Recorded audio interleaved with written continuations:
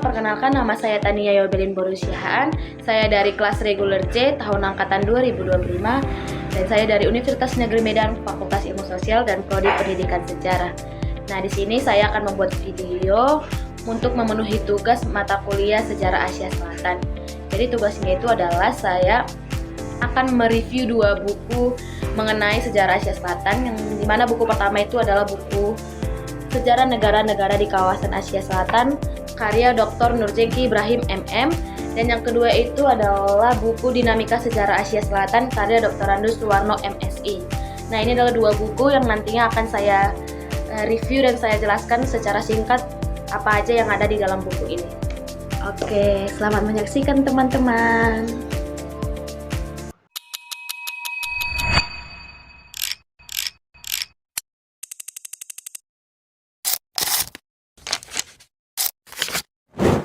Oke, jadi sebelum saya lanjut untuk mereview tugas bukunya, saya ingin mengasih tahu teman-teman dulu nih, negara-negara apa aja sih yang ada di kawasan Asia Selatan. Ya, jadi negara-negara yang ada di kawasan Asia Selatan ini yang pertama adalah Afghanistan, Pakistan, Bangladesh, Bhutan, Nepal, Sri Lanka, India, dan Maladewa. Kedelapan negara ini adalah negara-negara yang ada di kawasan Asia Selatan. Jadi Asia Selatan ini merupakan kawasan dengan sejarah yang sangat panjang dan kaya, menjadi tempat yang peradaban dan agama besar di dunia. Negara-negara utamanya ini yang saya sebutkan tadi seperti India, Pakistan, Bangladesh, Maladewa, Nepal, Bhutan, Maladewa, dan lain-lainnya. Secara keseluruhan, Asia Selatan ini merupakan pusat peradaban kuno, tempat lahirnya agama-agama besar dan saksi bisu kekaisaran-kekaisaran yang megah, hingga menjadi negara yang modern dan sangat berpengaruh di dunia saat ini.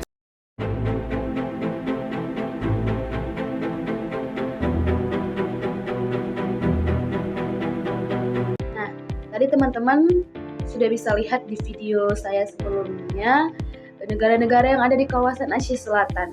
Ada 8 negara yang ada di kawasan Asia Selatan.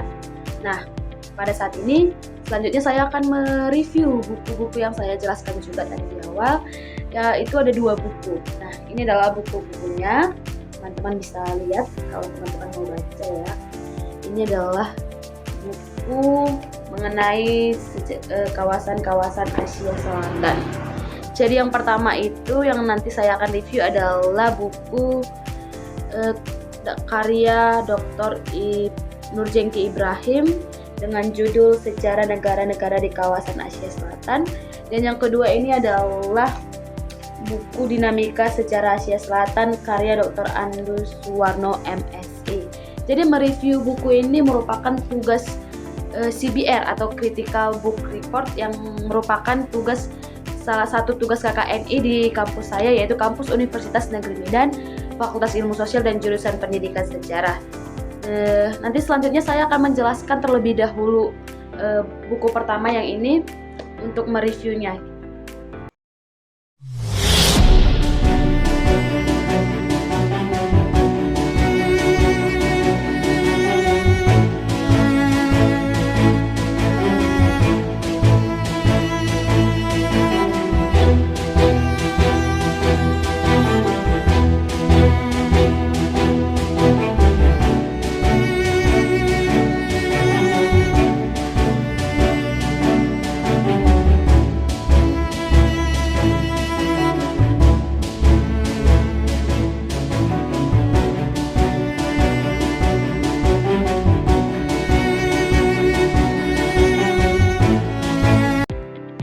teman-teman, selanjutnya saya akan mereview bukunya nih. Nah, ini adalah buku pertama yang akan saya review yang berjudul Sejarah-Sejarah Negara di Kawasan Asia Selatan yang dikarang oleh Dr. Nurjengki Ibrahim MM dan diterbitkan di Kota Yogyakarta tahunnya itu tahun 2017 dan ketebalan buku ini adalah 206 halaman.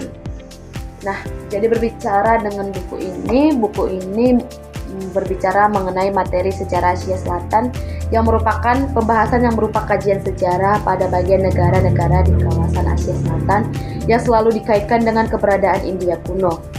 Apa yang dibahas dalam sejarah negara-negara di kawasan Asia Selatan selalu ada persamaan dengan India, terutama dengan masalah agama, kebudayaan, dan masyarakat. Dalam buku ini mengungkapkan tentang sekitar agama yang singgah di kawasan Asia Selatan dan tentang 7 negara dalam sejarah di kawasan Asia Selatan dari sejarah masa kuno, sejarah masa Madya, dan sejarah masa modern negara-negara tersebut. Buku ini sangat direkomendasikan bagi mahasiswa sejarah dan IPS yang berkajian sejarah, baik mahasiswa yang sedang menempuh di jalur diploma maupun strata S1, S2, atau S3, atau yang sedang menyusun karya ilmiah dan peminat sejarah Indonesia dan dunia untuk kawasan Asia Selatan, serta sangat relawan dan sejarawan yang spesifik kajian sejarah kawasan Asia Selatan. Nah, jadi teman-teman, di video sebelumnya itu merupakan sinopsis dari buku ini. Jadi sebenarnya yang saya akan review itu adalah mulai dari bab 1, yaitu mengenai, teman-teman bisa nampak dari bab 1 mengenai pendahuluan, bab 2, bab 3, bab 4, bab 5, bab 6, bab 7, bab 8, bab 9, dan bab 10. Jadi secara garis besar buku ini terdiri atas 10 bab. Nah, jadi di bab pertama ini saya akan review, yaitu di bab 1 ini berisi pendahuluan yang terbagi atas 5 subbab. Subbab pertama berisi latar belakang, subbab kedua berisi tujuan, subbab ketiga yaitu manfaat, subbab keempat membahas ruang lingkup, dan subbab yang terakhir yaitu kelima memaparkan petunjuk menggunakan buku ini. Oke teman-teman, jadi di bab 2 ini mengangkat tema memahami sekitar Hindu-Buddha serta Islam di Asia Selatan. Pada bab 2 ini terbagi menjadi 10 bab, dan yang subbab pertama yaitu menjelaskan tanah masyarakat Asia Selatan, yang kedua mengulik perkembangan kebudayaan lembah Indus, yang ketiga membahas perkembangan keagamaan, yang keempat menjelaskan perkembangan kerajaan Maurya, yang kelima menjelaskan dinasti Gupta, yang keenam menjelaskan Asia Selatan di bawah kekuasaan raja-raja Islam, yang ketujuh menjelaskan dominasi bangsa Barat di Asia Selatan, dan yang kedelapan menjelaskan perlawanan rakyat tahun 1857 sampai 1958, dan subbab yang ke-9 menjelaskan pergerakan nasional, dan subbab yang terakhir yaitu yang ke-10 menjelaskan pergerakan kedaulatan. Ya teman-teman, jadi di selanjutnya itu adalah bab 3. Jadi bab 3 ini mengangkat tema memahami sejarah kawasan Asia Selatan. Di bab 3 ini tidak memiliki subbab, jadi memang khusus untuk membahas tentang sejarah kawasan-kawasan di Asia Selatan. Selanjutnya pada buku ini di bab 4 yaitu mengajak pembaca untuk mengenal sejarah India. Bab ini terbagi menjadi 3 subbab. Subbab pertama membahas sejarah India masa kuno atau masa lalu. Subbab kedua membahas sejarah India masa Madya atau pertengahan. Dan subbab ketiga membahas sejarah India masa modern atau masa kini. Nah, selanjutnya itu adalah bab 5 dengan judul bab 5 mengenal sejarah Pakistan. Ya, jadi buku ini membawa pembaca untuk lebih mengenal sejarah Pakistan, dan bab ini terbagi menjadi 3 subbab. Subbab pertama membahas sejarah Pakistan masa kuno atau lalu, subbab kedua membahas sejarah Pakistan masa Madya atau pertengahan, dan subbab ketiga membahas sejarah Pakistan masa modern atau masa kini. Ya teman-teman, di bab 6 buku ini mengangkat tema mengenal sejarah Bangladesh. Ya, buku ini juga terbagi menjadi 3 subbab. Subbab pertama membahas sejarah Bangladesh masa kuno atau masa lama.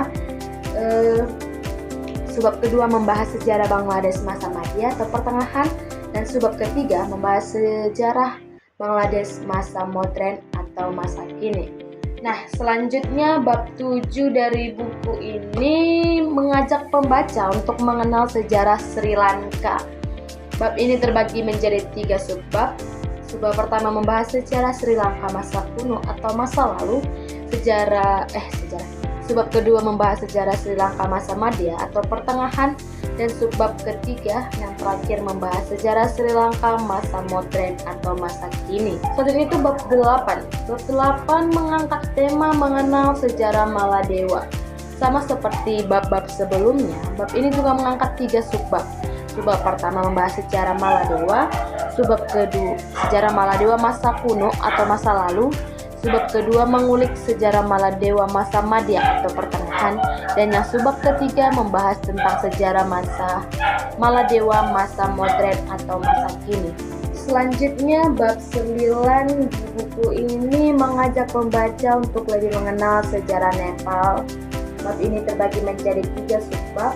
Subbab pertama membahas sejarah Nepal masa kuno atau masa lalu, subbab kedua membahas sejarah Nepal masa Madya atau pertengahan, dan subbab ketiga membahas sejarah Nepal masa kini atau masa modern. Nah, kita masuk di bab terakhir nih dari buku ini. Jadi di bab terakhir yaitu bab 10, buku ini mengangkat tema mengenal sejarah Bhutan. Bab ini terbagi menjadi 3 subbab. Subbab pertama mengulik sejarah Bhutan di masa kuno atau masa lalu. Subbab kedua membahas tentang sejarah Bhutan masa Madya atau pertengahan, dan subbab yang terakhir, subbab 3 membahas tentang negara Bhutan atau sejarah Bhutan masa modern atau masa kini. Teman-teman, jadi kan saya sudah membaca dari kedua buku ini, dan yang saya review tadi kan buku yang pertama yaitu buku ini karya Nurjeki Ibrahim. Jadi adapun kelebihan dari buku ini, yang pertama adalah buku ini menambah kasna pengetahuan tentang sejarah Asia Selatan. Yang kedua, buku ini juga menyebutkan agama-agama yang lahir di kawasan Asia Selatan. Hanya saja buku ini lebih lengkap membahas tentang agama-agama yang lahir di Asia Selatan dibanding dari buku ini. Dan yang ketiga itu periodisasi buku ini dalam membahas sebuah materi terbagi menjadi 3, yaitu masa kuno atau masa lalu, masa Madya, pertengahan, dan masa modern atau masa kini. Hal ini tentu membuat buku ini lebih rinci, lengkap, dan kompleks dibanding buku sebelumnya. Tidak hanya memaparkan sejarah, buku ini juga memaparkan letak geografis kawasan Asia Selatan, agama yang lahir di kawasan ini, kerajaan-kerajaan yang pernah memerintah di kawasan ini, hingga kolonialisme dan proses meraih kemerdekaan di wilayah Asia Selatan. Buku ini dengan rinci membahas sejarah negara-negara di kawasan Asia Selatan seperti India, Pakistan, Sri Lanka, Nepal, Bangladesh, Maladewa, dan Bhutan. Buku ini juga lebih lengkap membahas negara-negara tersebut dibandingkan dengan buku yang ini. Dan yang selanjutnya itu adalah buku ini juga memaparkan peta-peta negara di kawasan Asia Selatan, sehingga pembaca dapat mengetahui negara-negara apa aja yang berada di kawasan Asia Selatan. Buku ini menggunakan kertas book paper, bisa dilihat ya. Kertasnya ini ringan dan membuat pembaca lebih nyaman membaca buku dengan waktu yang cukup lama.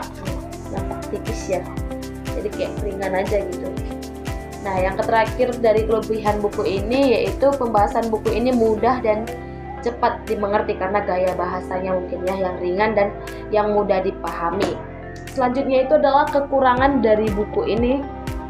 Jadi adapun kekurangan dari buku ini saya buat 2. Yang pertama, buku ini agak kabur sehingga gambarnya tidak terlihat jelas seperti gambar anak benua India di halaman 99 dan peta kerajaan Chola di halaman 103. Di beberapa bagian buku ini terdapat bercak-bercak kekuningan.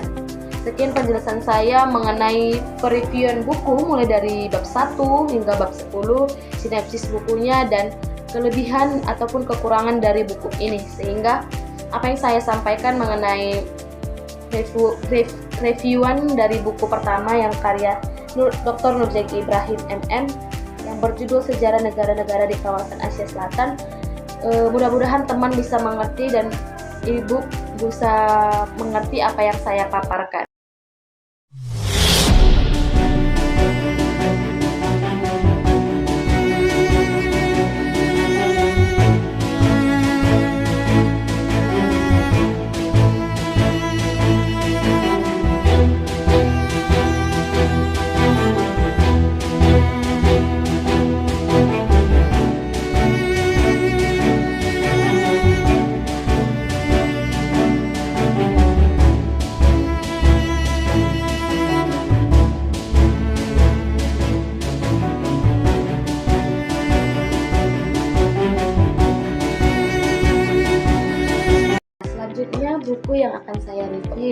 buku kedua dengan judul Dinamika Sejarah Asia Selatan karya Dr. Ando Suwarno MSI. Nah, buku ini berjudul Dinamika Sejarah Asia Selatan yang dikarang oleh atau ditulis oleh Dr. Ando Suwarno MSI, dan buku ini terdapat 214 halaman dengan ukuran 14,5 atau 14,5 kali 20,5 cm. Nah, saya akan memberikan tahu terlebih dahulu sinopsis dari buku ini. Jadi sinopsis dari buku ini, kebudayaan Asia Selatan dulu pernah menjadi salah satu penggawa kebudayaan di benua Asia. Bahkan pengaruhnya menyebar luas, tidak hanya pada kawasan Asia Selatan saja, melainkan hingga ke Asia Tenggara, termasuk Indonesia. Menyimak sejarah Asia Selatan selalu dapat memberikan banyak gambaran mengenai peradaban, yaitu mulai salah satu kemungkinan pertama pada zaman Neolitik, kelahiran agama-agama besar di dunia seperti Hindu Buddha, dan salah satu wilayah yang dilewati jalur sutra sebagai salah satu jalur perdagangan terbesar dunia pada zaman kuno, sebagai negara mandiri pada 1940-an, hingga menjadi salah satu raksasa negara dunia ketiga pada zaman modern ini. Buku Dinamika Sejarah Asia Selatan ini memberikan gambaran dengan jelas dan mudah dimengerti tentang sejarah serta peran penting kawasan Asia Selatan sejak zaman kuno hingga zaman modern ini. Buku ini juga banyak membahas mengenai tokoh-tokoh yang berperan penting dalam perjalanan Asia Selatan. Akhirnya, buku ini diharapkan dapat menambah literatur yang masih sedikit mengenai sejarah Asia Selatan. Selanjutnya saya akan mereview dari buku ini. Jadi di buku ini terdapat 17 bab, yang dimana nanti saya akan mereview mulai dari bab 1 hingga bab 17. Jadi di bab pertama ini, secara garis besar buku ini terdiri atas 16 bab.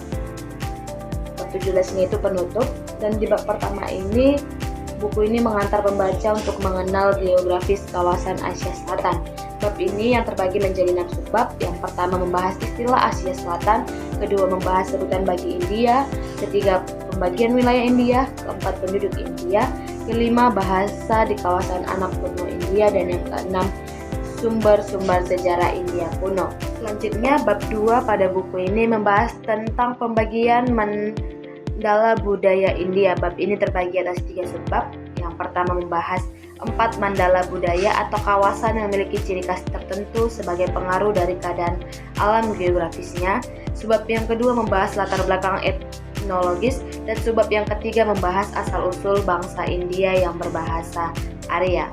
Selanjutnya bab 3 pada buku ini membahas tentang kebudayaan India purba sebagai penetap paling awal di India. Bab ini terbagi menjadi 4 subbab. Subbab pertama membahas tentang orang-orang Paleolitik, subbab kedua membahas orang-orang Neolitik, subbab ketiga membahas zaman logam, dan subbab keempat membahas peradaban lembah sungai Indus. Subbab keempat juga meninjau dari aspek sosial, ekonomi, dan agama. Dalam subbab ini pula dijabarkan makanan utama penduduk lembah sungai Indus pada waktu itu, baju dan perhiasan mereka, barang-barang rumah tangga, domestikasi binatang, senjata-senjata perang materai, kesenian, perdagangan, mata pencaharian, agama yang mereka anut pada waktu itu, kronologi periode eksistensi peradaban lembah sungai Indus, hingga runtuhnya peradaban sungai Indus. Selanjutnya bab 4 pada buku ini membahas tentang kebudayaan Arya pada masa Weda. Dalam bab ini terbagi atas 3 subbab dan pembahasannya berdasarkan periodisasi. Subbab pertama membahas tentang periode Weda yang terbagi menjadi 3 zaman, yaitu zaman Weda purba, zaman Brahmana, dan zaman Upanishad. Subbab yang kedua membahas periode agama Buddha, dan subbab ketiga membahas periode sesudah agama Buddha, yaitu pembentukan agama Hindu. Nah, selanjutnya itu adalah bab 5 dari buku ini. Buku ini pada bab 5 membahas tentang kerajaan Magadha dan hubungan dengan dunia barat. Bab ini terbagi atas 5 subbab. Subbab pertama membahas tentang dinasti Sisunaga, subbab kedua membahas dinasti Nanda, subbab ketiga membahas tentang dinasti Maurya, subbab keempat membahas tentang dinasti Sungha, dan subbab kelima membahas tentang dinasti Kanwa. Dan bab ini merupakan salah satu bab yang paling menarik bagi preview karena membahas hubungan kerajaan-kerajaan India dengan bangsa-bangsa barat yang dapat menjadi ketertarikan sendiri dalam buku ini. Nah, selanjutnya itu adalah bab 6. Buku ini membahas tentang dinasti Kushana dan hubungan dengan dunia barat. Dalam bab ini terbagi atas 3 subbab. Subbab pertama membahas tentang kerajaan Yunani Indo-Bactria, subbab kedua membahas tentang kerajaan dinasti Kushana, dan subbab ketiga membahas tentang perkembangan agama dari kebudayaan masa Kushana yang mengulik tentang perubahan agama Buddha. Bab ini juga salah satu bab yang paling menarik bagi preview karena membahas hubungan kerajaan-kerajaan India dengan bangsa Barat seperti bangsa Yunani dan Romawi yang merupakan bangsa Barat besar pada masanya. Selanjutnya itu adalah bab 7. Buku ini mengulik tentang integrasi di bawah dinasti Gupta dan Harsya. Dalam bab ini terbagi atas 3 subbab. Subbab pertama membahas kerajaan dinasti Gupta. Subbab ini juga mencantumkan daftar raja-raja yang pernah bertata di dinasti Gupta. Selanjutnya itu adalah subbab kedua membahas Raja Harsya, Vardhana, dan subbab ketiga membahas tentang rekaman musafir Cina. Pelapan dari buku ini yaitu membahas tentang kerajaan-kerajaan di kawasan India Selatan, mulai dari kerajaan dinasti Pallava, kerajaan Chalukya, dan kerajaan Chola yang masing-masing masuk dalam subbab 1, subbab 2, dan subbab 3. Selanjutnya itu adalah bab 9 dari buku ini, yaitu membahas tentang proses Islamisasi anak benua India yang terbagi atas 3 subbab. Subbab pertama membahas tentang masuknya Islam ke anak benua India, subbab kedua membahas tentang strategi dakwah, perang atau damai, dan subbab ketiga membahas tentang pengaruh Islam terhadap rakyat India, yang diantaranya ialah di bidang politik, bidang ekonomi, bidang sosial budaya, bidang kesenian, kesusasteraan, dan ideologi keagamaan. Bab ini juga sangat menarik karena kawasan Asia Selatan yang rakyatnya dominan memeluk agama Hindu yang polieistik dan agama Buddha akhirnya bertemu agama Islam yang monoteistik. Selanjutnya itu adalah bab 10. Bab 10 ini membahas Sultan-Sultan Delhi. Bab ini terbagi menjadi 6 subbab. Subbab pertama membahas tentang dinasti Budak atau Mamluk. Subbab kedua membahas tentang dinasti Khilji. Subbab ketiga membahas dinasti Tughlaq, dan subbab keempat membahas dinasti Syaid. Subbab kelima membahas dinasti Lodi, dan subbab keenam membahas dinasti Suri atau Afghan. Dalam setiap subbab tersebut disebutkan pula pendiri dinasti kerajaan yang dapat menambah kasna atau pengetahuan pembaca. Selanjutnya itu adalah bab 11 dari buku ini membahas tentang integrasi di bawah Imperium Mughal dan para kaisar Imperium Kerajaan Mughal dijadikan subbab. Subbab pertama membahas Jahiruddin Babur, subbab kedua membahas Jahiruddin Humayun, subbab ketiga membahas Jalaluddin Akbar, subbab keempat membahas Nuruddin Jahangir, subbab kelima membahas Shihabuddin Shah Jahan, subbab keenam membahas Muhyiddin Aurangzeb Al-Akmir, dan subbab ketujuh membahas periode disintegrasi Imperium Mughal.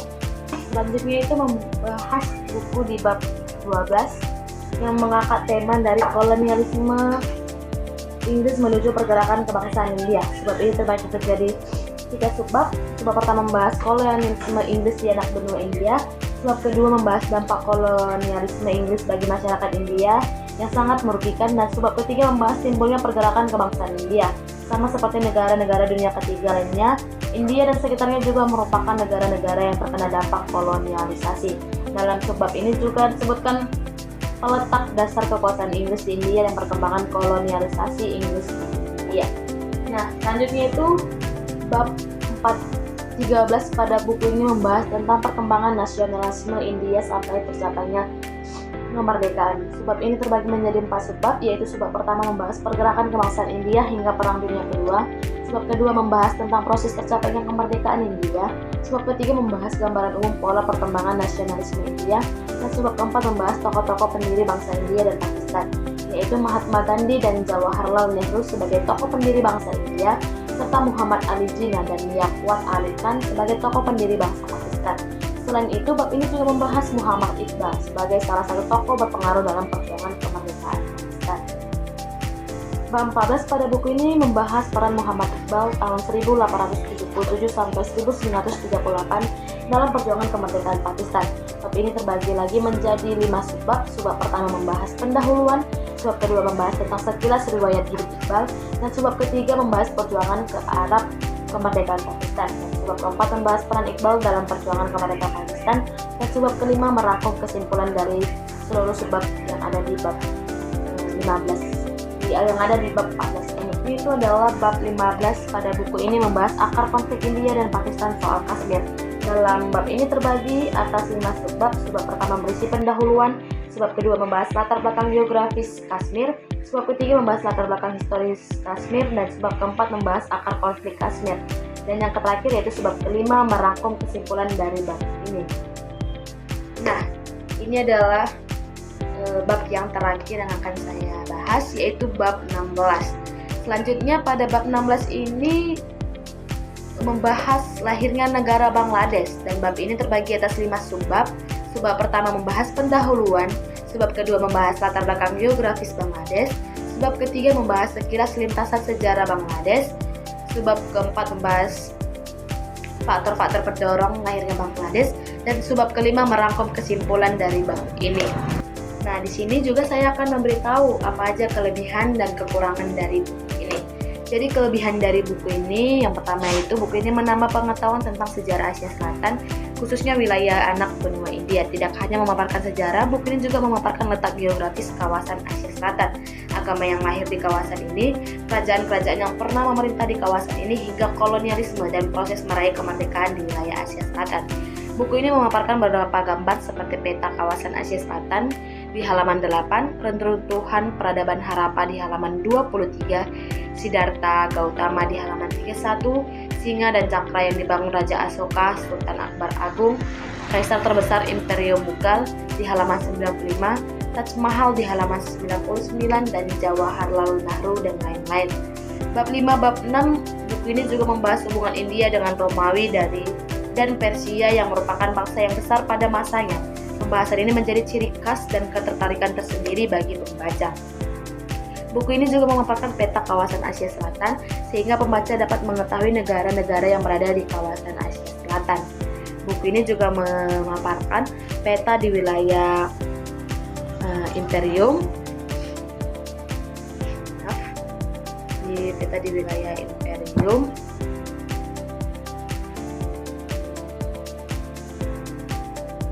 Dan buku ini juga membahas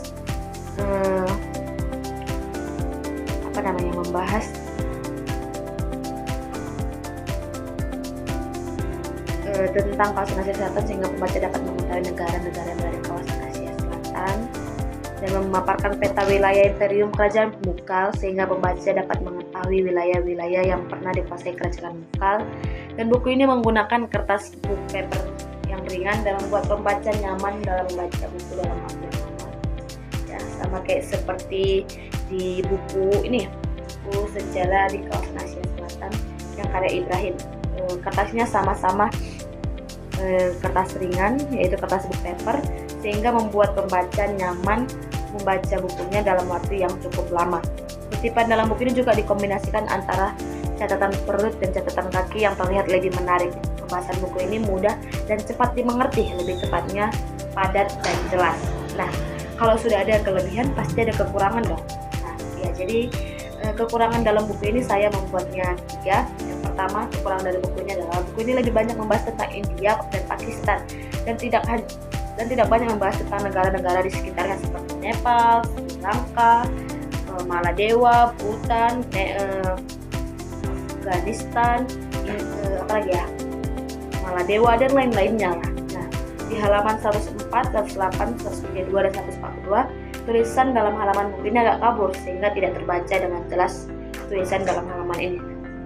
Mungkin teman-teman nanti bisa klik dan bisa baca ya. Bisa nanti dilihat di halaman 104, 108, 142, 140. Dan halaman 142 tulisannya agak kabur. Dan yang ketiga dari kekurangan buku ini adalah beberapa gambar di buku ini agak gelap dan hitam-hitaman sehingga gambarnya tidak terlihat jelas, bahkan tidak terlihat sama sekali, seperti gambar profil penulis di buku ini dan gambar Siddhartha Gautama. Sekian penjelasan saya mengenai pereviewan buku yang kedua, yaitu yang karya Dr. Andus Suwarno MSI dengan judul Dinamika Sejarah Asia Selatan. Kiranya apa yang saya jelaskan, apa yang saya paparkan bisa teman-teman mengerti, dan kiranya ibu pengampu yang membaca atau melihat juga bisa paham apa yang saya sampaikan. Jika ada salah kata atau kekurangan dari saya dalam menyampaikan, saya minta maaf, dan kiranya bisa berguna bagi kita semua. Sekian dan terima kasih. Merasa ingin lebih tahu atau ingin lebih jelas mengenai kawasan sejarah Asia Selatan, saya sarankan memilih dua buku ini yang tadi saya telah review. Ini ya, namanya Sejarah Negara-Negara di Kawasan Asia Selatan, karya Dr. Nurchintya Ibrahim M. Ini tampak depannya dan ini tampak belakangnya. Nah, yang buku kedua itu adalah Dinamika Sejarah Asia Selatan, karya Dr. Rando Suwarno MSI. Ini merupakan tampak depan dan ini adalah tampak belakangnya.